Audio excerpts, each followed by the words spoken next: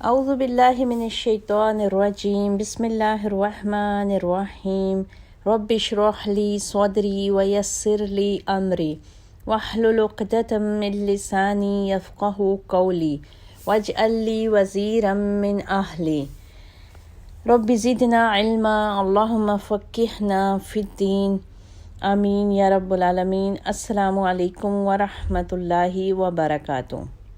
دورہ قرآن میں آج ہم پارہ نمبر 9 کے مضامین کا جائزہ لیں گے۔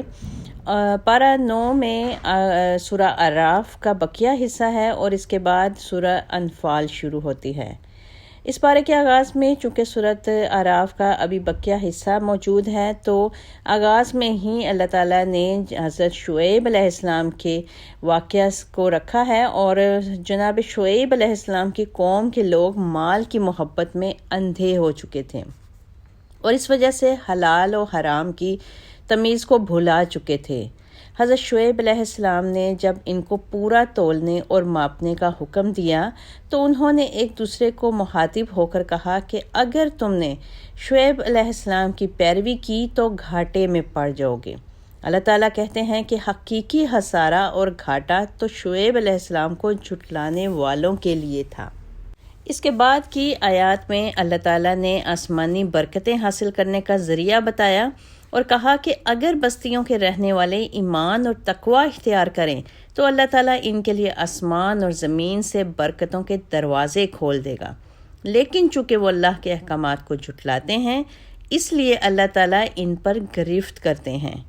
اس کے بعد آگے تفصیل سے اللہ تعالیٰ نے حضرت موسیٰ علیہ السلام اور فرعون کا واقعہ بیان کیا ہے۔ اللہ تعالیٰ نے جناب موسیٰ علیہ السلام کی فرعون کے دربار میں آمد کا ذکر کیا اور بتایا کہ جب موسیٰ علیہ السلام فرعون کو توحید کی دعوت دینے آئے اور فرعون نے سرکشی کا مظاہرہ کیا تو موسیٰ علیہ السلام نے اللہ کے حکم سے اللہ کی عطا کردہ نشانیوں کو ظاہر فرمایا۔ آپ نے اپنے عصا کو زمین پر گرایا تو وہ بہت بڑا اژدہا بن گیا۔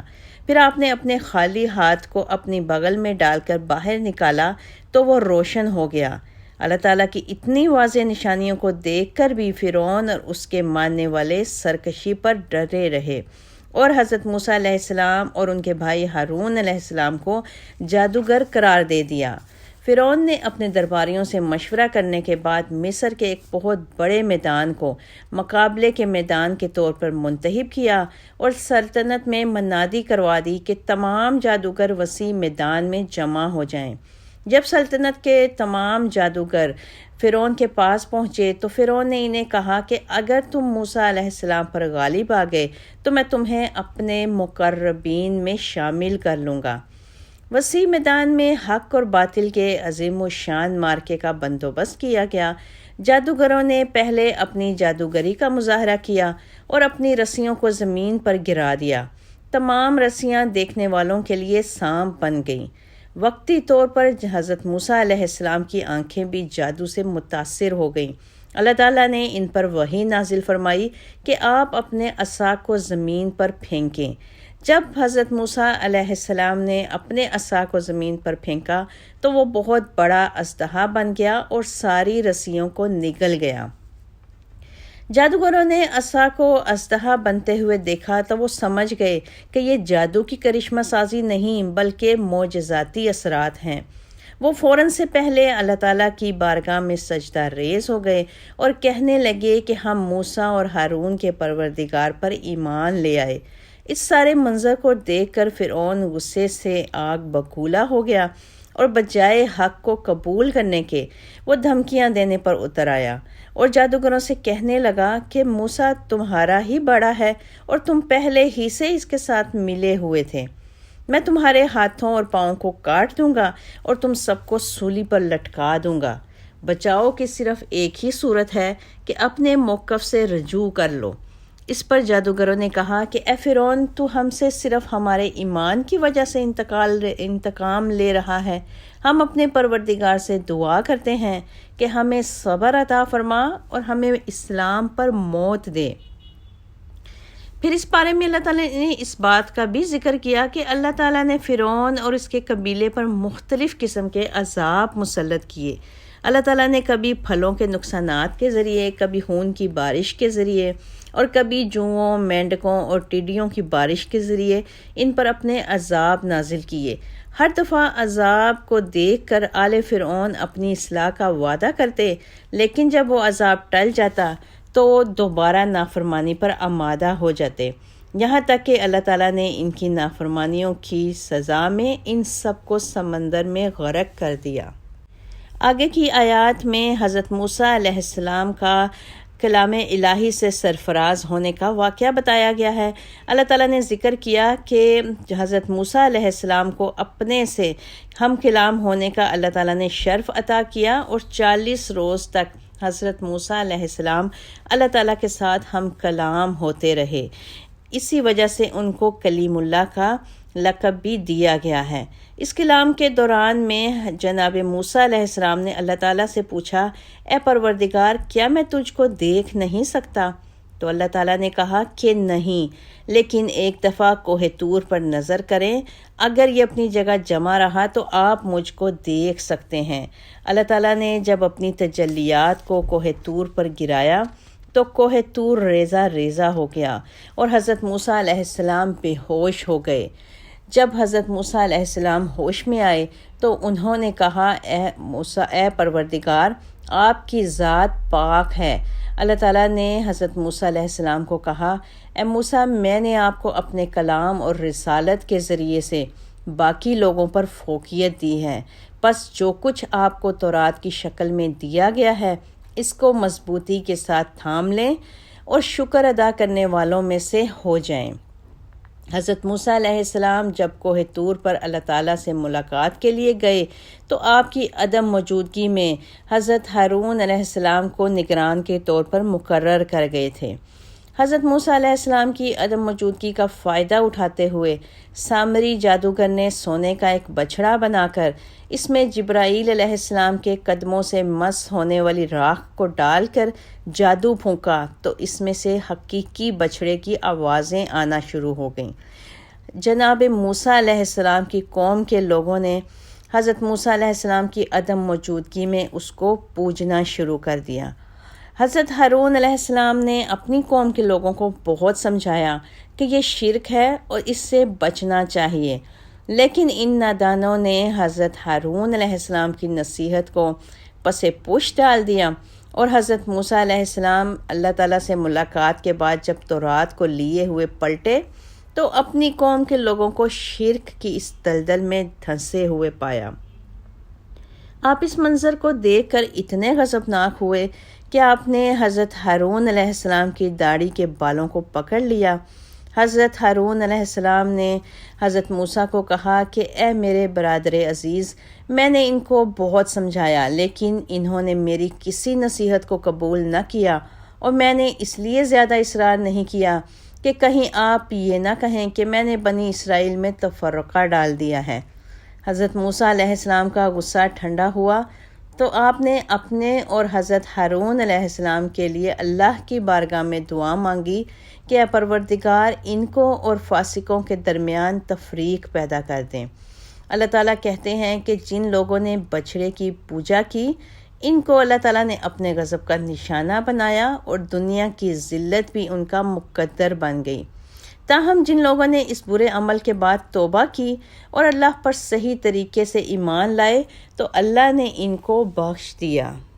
آگے کی آیات میں اللہ تعالیٰ نے پھر اس واقعے کا ذکر کیا کہ حضرت موسیٰ علیہ السلام کی قوم کے لوگ جب بچھڑے کی پوجا کر چکے تو حضرت موسیٰ علیہ السلام نے اللہ کی بارگاہ میں استغفار اور توبہ کے لیے اللہ کے حکم سے 70 نمائندے یعنی 70 افراد کو چنا۔ جب وہ مقررہ جگہ پہنچے تو اللہ تعالیٰ نے ایک زلزلہ ان پر مسلط کر دیا اور وہ سب کے سب ہلاک ہو گئے۔ اس منظر کو دیکھ کر حضرت موسیٰ علیہ السلام نے اللہ تعالیٰ کے ہاں دعا مانگی کہ اے میرے پروردگار، اگر تو چاہتا تو مجھے اور ان سب کو پہلے ہی ہلاک کر دیتا۔ کیا تو اس گناہ کی وجہ سے ہمیں ہلاک کرے گا جس کا ارتکاب ہمارے نادانوں نے کیا؟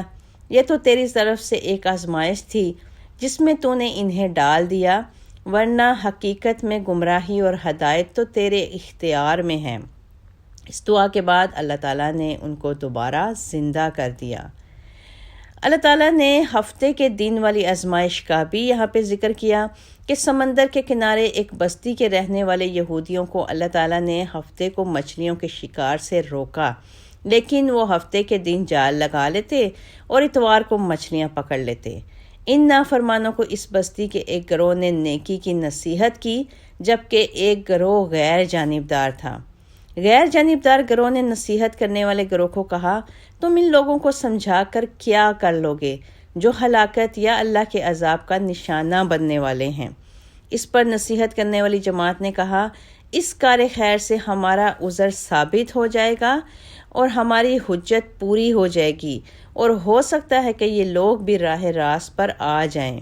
اللہ تعالیٰ نے اپنی نافرمانی کرنے والوں کو عذاب کا نشانہ بنا دیا اور ان کے چہرے اور ان کے جسم مسخ کر کے انہیں بندروں کی مانند کر دیا۔ اس آیت سے ہمیں یہ سبق ملتا ہے کہ جہاں کہیں بھی برائی کا ارتکاب ہو رہا ہو یا اللہ کی نافرمانی ہو رہی ہو، وہاں پر منہ بند کر کے نہیں بیٹھ جانا چاہیے، بلکہ امر بالمعروف اور نہی عن المنکر کا درس دیتے رہنا چاہیے۔ ہو سکتا ہے کہ وہ اس بات سے راہ راست پہ آ جائیں۔ آگے کی آیات میں اللہ تعالیٰ نے پیارے نبی صلی اللہ علیہ وسلم کی دو عظیم خصوصیات کا ذکر کیا ہے۔ اللہ تعالیٰ فرماتے ہیں کہ رسول اللہ صلی اللہ علیہ وسلم کا ذکر تورات اور انجیل میں بھی موجود تھا۔ اس کے بعد اللہ تعالیٰ نے فرمایا کہ رسول اللہ صلی اللہ علیہ وسلم کو اللہ تعالیٰ نے تمام انسانوں کی طرف مبعوث فرمایا تھا۔ آپ کی رسالت زمانوں اور علاقوں کی حدود سے بالا تر ہے۔ مزید اللہ تعالیٰ نے اس بارے میں اس بات کا بھی ذکر کیا کہ اللہ تعالیٰ کے خوبصورت نام ہیں اور ہمیں اللہ کو ان خوبصورت ناموں کے ساتھ ہی پکارنا چاہیے۔ اللہ تعالیٰ نے بتایا کہ جو لوگ رسول اللہ صلی اللہ علیہ وسلم کے پاس آ کر ان سے پوچھتے تھے کہ قیامت کب آئے گی، اللہ نے کہا کہ آپ ان کو فرما دیجئے کہ اللہ کے سوا اس کے وقت کو کوئی نہیں جانتا۔ اور اس سورہ کے آخر میں اللہ تعالیٰ نے ارشاد فرمایا کہ جب قرآن مجید کی تلاوت ہو رہی ہو تو اس کو توجہ سے سننا چاہیے اور خاموشی کو اختیار کرنا چاہیے۔ اللہ تعالیٰ توجہ سے قرآن سننے کی وجہ سے انسانوں پر رحم فرمائے گا، آمین انشاءاللہ تعالیٰ۔ اس کے بعد سورہ انفال شروع ہوتی ہے۔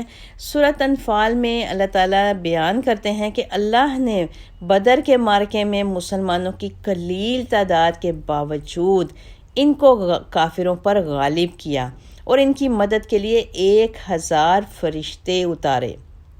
سورہ آل عمران میں بھی اللہ تعالیٰ نے ارشاد فرمایا تھا کہ اللہ نے 3000 اور اس کے بعد صبر و استقامت کے مظاہرے کے صورت میں 5000 فرشتوں کے نزول کا وعدہ فرمایا تھا۔ اپنی غیبی مدد کے ذریعے سے اللہ تعالیٰ نے کافروں کو مغلوب اور مسلمانوں کو غالب کر دیا۔ اس کے بعد اگلی آیات میں آداب جہاد بتائے جا رہے ہیں اور کہا گیا ہے کہ جب مسلمانوں کا لشکر کا مقابلہ لشکر کفار سے ہو تو ان کو کفار کی طرف اپنی پشتوں کو نہیں پھیرنا چاہیے، یعنی منہ نہیں موڑنا چاہیے، اور جو کوئی بھی لشکر کفار کی طرف پشت کرے گا سوائے اس کے کہ اس کا پلٹ کر حملہ کرنے کا ارادہ ہو تو ایسے بھگوڑے کو ٹھکانہ جہنم ہوگا، اور وہ بہت برا ٹھکانہ ہے، یعنی جہاد سے منہ موڑنے والے کا انجام صرف اور صرف جہنم بتایا گیا ہے۔ اللہ تعالیٰ نے اس بات کا بھی ذکر کیا کہ اہل ایمان کو جب اللہ اور اس کے رسول بلائیں تو ان کو فوراً ان کی پکار کا جواب دینا چاہیے، اس لیے کہ ایمان والے افراد کو اللہ اور اس کے رسول کی پکار پر عمل پیرا ہو کر ہی اصل زندگی کی ہدایت ملتی ہے۔ اس کے بعد اس سورہ میں کفار کی ناکام تدابیر کا ذکر کیا گیا کہ کافروں کا ارادہ یہ تھا کہ رسول اللہ صلی اللہ علیہ وسلم کو یا تو قید کر لیا جائے یا ان کو شہید کر دیا جائے یا پھر ان کو جلا وطن کر دیا جائے، اور وہ اپنی تدبیر کر رہے تھے اور اللہ تعالیٰ کی تدبیر ان کی تمام تدبیروں پر غالب آئی اور وہ اپنے برے ارادوں میں ناکام ہو گئے۔ آگے کی آیات میں ابو جہل کی ہٹ دھرمی کا ذکر کیا گیا اور بتایا گیا کہ ابو جہل نے غلاف کعبہ کو تھام کر دعا مانگی تھی کہ اللہ اگر قرآن حق ہے تو ہم پر آسمان سے پتھروں کی بارش برسا یا ہمیں عذاب علیم میں مبتلا کر دے۔ تو اللہ تعالیٰ نے ابو جہل کو بدر کے میدان میں ذلت آمیز موت سے دوچار کر دیا اور رسول اللہ صلی اللہ علیہ وسلم اور اہل ایمان کو فتح یاب کر دیا۔ اور آخر میں اس پارے میں اللہ تعالیٰ نے عذاب الہی سے بچاؤ کا ذریعہ بتایا ہے اور کہا کہ جس جگہ پر رسول اللہ صلی اللہ علیہ وسلم موجود ہوں یا جس قوم کے لوگ استغفار کرنے والے ہوں ان پر اللہ کا عذاب نہیں آ سکتا۔ یعنی رسول اللہ صلی اللہ علیہ وسلم کے انتقال پرملال کے بعد امت مسلمہ کے پاس عذاب سے بچنے کے لیے آج بھی استغفار کا بہترین ہتھیار موجود ہے۔ اللہ تعالیٰ سے دعا ہے کہ اللہ تعالیٰ ہم سب کو استغفار کرنے والے لوگوں میں شامل فرماتا رہے اور ہمیں قرآن مجید فرقان حمید کو پڑھنے، سمجھنے اور اس پر عمل پیرا ہونے کی توفیق عطا فرمائے۔ آمین یا رب العالمین۔ وآخر دعانا ان الحمد للہ رب العالمین۔ سبحان ربک رب العزت عما یصفون والسلام علی المرسلین والحمد للہ رب العالمین وما علینا الا البلاغ۔